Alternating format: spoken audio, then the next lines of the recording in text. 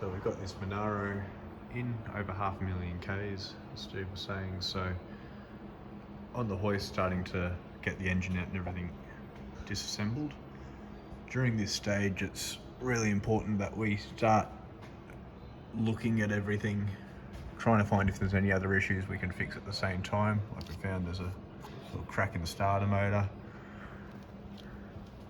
We also see that the tail shaft couplings are extremely worn, front diff seals leaking. There's a lot of these jobs that are only a couple of dollar parts but can turn into several hundred in labour, and when you go the effort of taking the engine out, a lot of these things become really easy to fix while it's all pulled apart. There's a lot of oil around in the bell housing, probably the rear main seal, but we'll make sure that the gearbox isn't leaking as well.